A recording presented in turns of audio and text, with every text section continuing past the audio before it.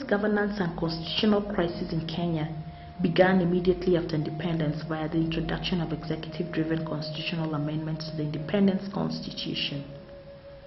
The net effect was destruction of all the foundations of democratic government, the introduction of authoritarianism, the negation of the constitutionally protected Bill of Rights, the subversion of the struggle for freedom, the alienation of government from the people, and marginalization of the rest of the Kenyan population, and the ethnicization of politics.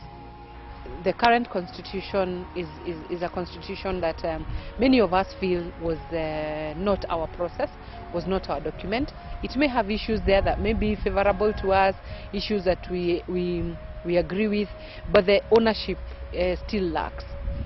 So therefore there was agitation to have a new constitutional dispensation, and to have provisions and to have a document that we can own, that we can possess, that we can believe in. We needed a constitution because the one we have was a contract between Britain and some Kenya elites.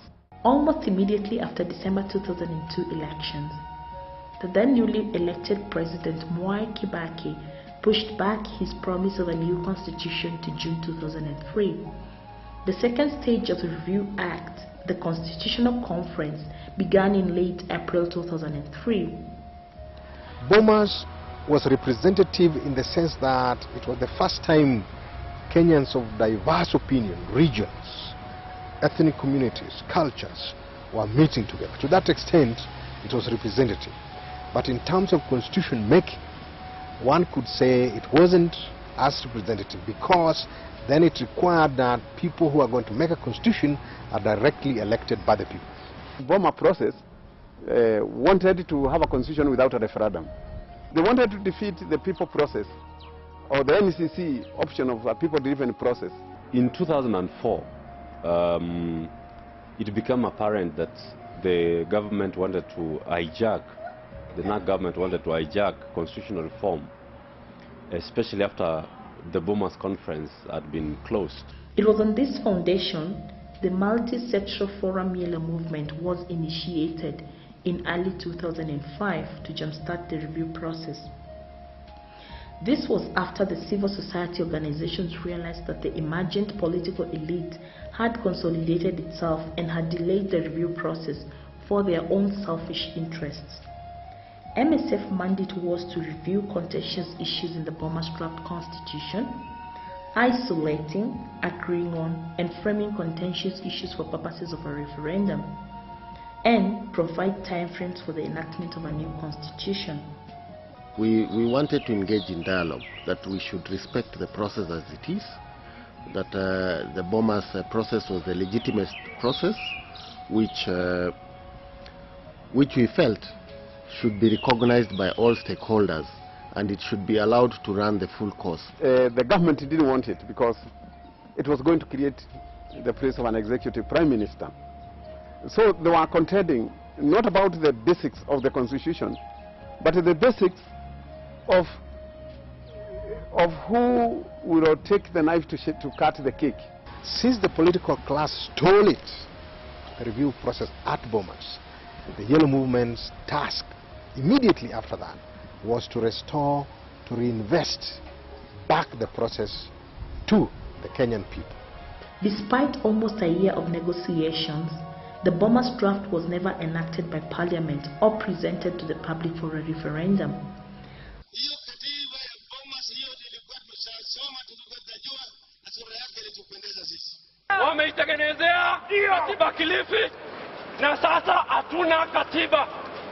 We then had the responsibility to reject very loudly the product of Kilifi, whatever it was, because we said that now the process had been tainted.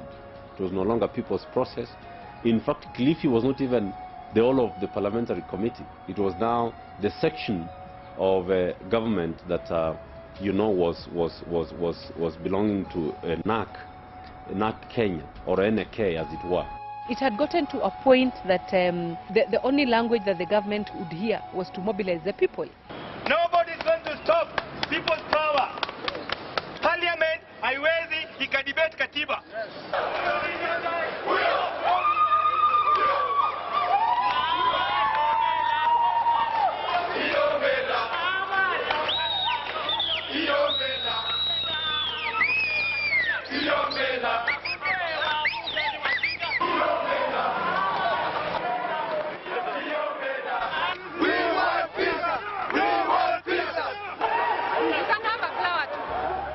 used to organize in a way that each organization would have its strength. You could be, there was a mobilization team, people mobilization, there was financial mobilization, there was the strategic thinking of what should be done. There were those that presented the documents. There were those that would be the legal team that would take care. There was those that would be the medical team that would take care, because then these demonstrations elicited a lot of police brutality, police harassment, and police was totally unleashed on the people.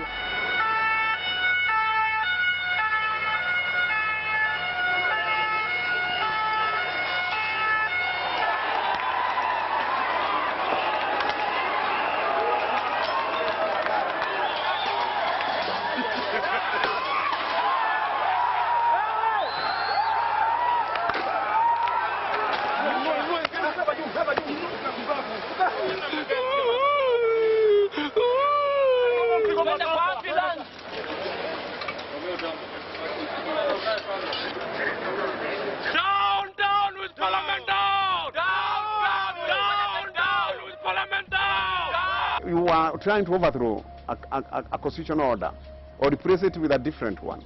Not amend it, not allow it to act. Because an amendment of an act within the present constitution is not a revolution. We want a complete overhaul and replacement of that constitution with a new one. Our main entry point into the MSF Yellow Movement was the provision of what we do best. We were providing medical and legal assistance to Kenyans of all walks of life who would come in to express their views freely in participation of the agitation for the bombers draft. IMLU came into the picture when, after some of us were arrested, taken in, and actually they were beaten for medication, and also when some were being taken to court, they were there actually helping in terms of bailing out the people who have been arrested, and also giving them lawyers to send them in court. Because given the fact that the Kenyans who are here, they cannot afford, the fee when they are being bailed out, and also the fee to pay the lawyers. We did bail out in excess of 70 people over a period of 3 months during the active agitation for the bombers draft. These individuals were bailed out in various towns like Kisumu, Garissa, Mombasa, Nairobi.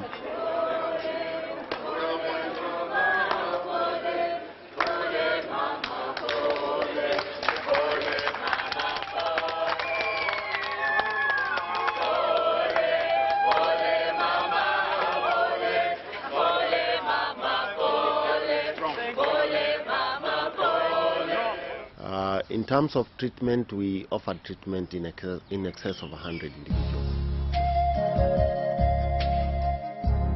After a retreat at the coastal town of Kilifi, the government, through its chief legal advisor, Attorney General Amos Wako, made faulty alterations to the then popular and more people-driven National Constitutional Conference document, the Bombers Draft.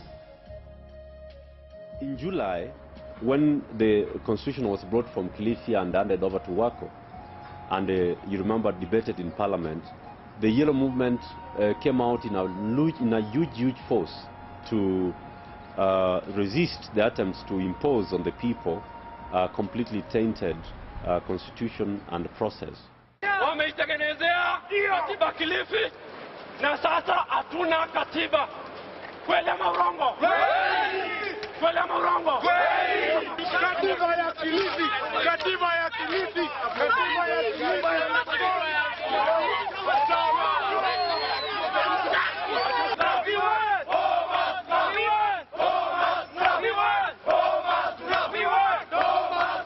If Kenyans can remember, in July of 2005, Parliament sat up to midnight, right? That was because of the work of the Yellow Movement.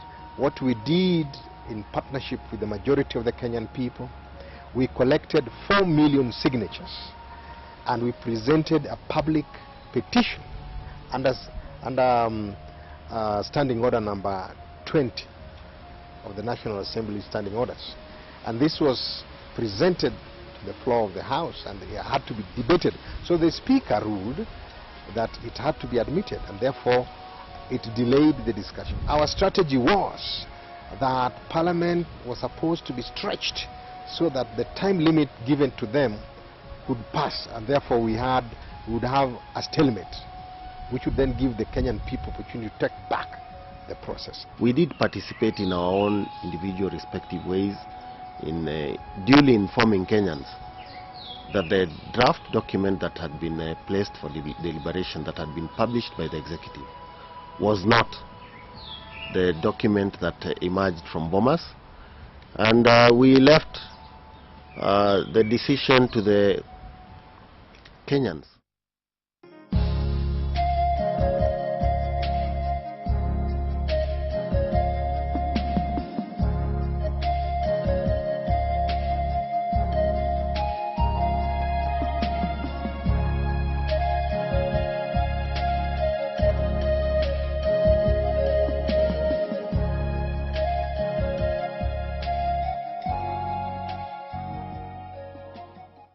After the referendum, the no side carried the day with the 57% of the vote, and 43% voted for the draft. Now, there were many reasons why people voted yes or no. But what I know is that the Yellow Movement was clear why it voted no. It voted no because of two reasons. One, that the process had completely been subverted and hijacked by the state. And secondly, because of the content, which was not meeting the standards that we had set out in 1997 as NCA, as standards and principles that had to be met by any democratic constitution. So it was like Lancaster again. Parliament had been transformed into the Mecca of the constitution once again. So we had gone back to Lancaster. We were trying to say that we don't want a parliament which represents elitism. We want to have a government which is truly representative. We still don't have a constitution because the political class are not interested in a new constitution. And the current crop is even worse than the ones we have had over the years. This is because each one of them is aspiring to exercise the powers, the imperial powers, the benefits that the current despotic constitution provides them with, and therefore impunity, corruption, poverty levels they would rather have it than so they have been the greatest stumbling block, not the Kenyans. In summary, we actually stand the danger of not getting a constitution at the end of this process once again. Why?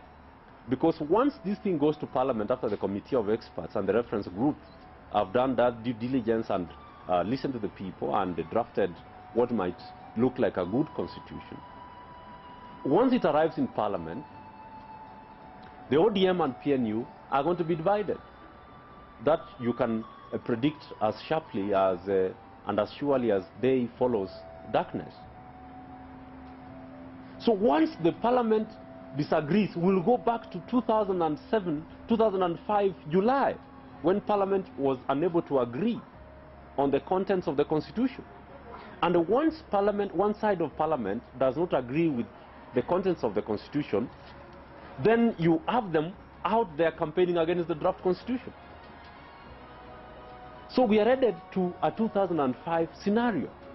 I think the constitutional process should really and largely involve the people, not just at the referendum, but that a document, one, it should be agreed. Which document is this that we are looking at? We should get a consensus on that. And a lot of people, a lot of civil society